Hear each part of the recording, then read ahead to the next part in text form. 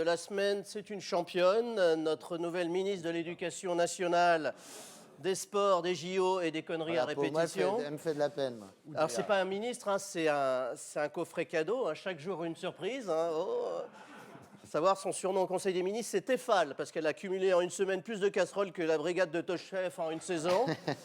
Mais ça n'empêche pas, elle est toujours là. L'impunité, c'est une habitude difficile à gommer. Alors, Amélie Oueda Castera, j'aime bien parce que hein, quand elle parle, elle fait peur. Bonjour les pauvres, elle sourit toujours. Alors, je ne reviendrai pas sur la trajectoire scolaire de ses enfants. Elle a confondu la carte scolaire et la scolarité à la carte. C'est vrai que c'est bison futé. Elle a réussi à contourner Parcoursup sans se prendre un mur. Ça, c'est quand même pas mal. Elle nous a fait une première sortie promo en tant que ministre, vous l'avez vu. On la découvre, notre Valoche, dans une classe, bon, normale, hein, une classe normale, hors 6e arrondissement, devant des élèves. Et là, elle improvise. Elle dit je remarque que vous avez des baskets.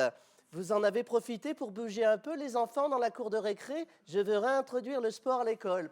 Alors ça, en politique, ça s'appelle une X-File, c'est-à-dire une sortie au-delà du réel.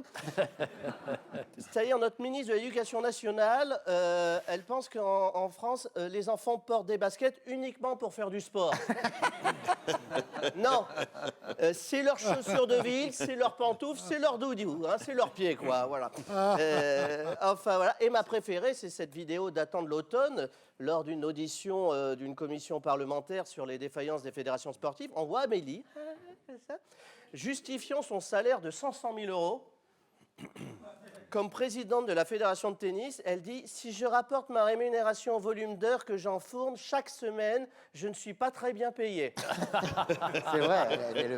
Ah, moi, je connais un boulanger qui enfourne de 3h du matin à 10h du soir. Il est payé avec des pièces jaunes. Hein, quand même, hein. Bref, quelqu'un pour rappeler que le ministre de l'Éducation nationale, c'est un peu comme joueuse de tennis professionnelle. Pour espérer durer, il faut soigner ses premières balles et surtout éviter les trous dans la raquette. Voilà. Bravo.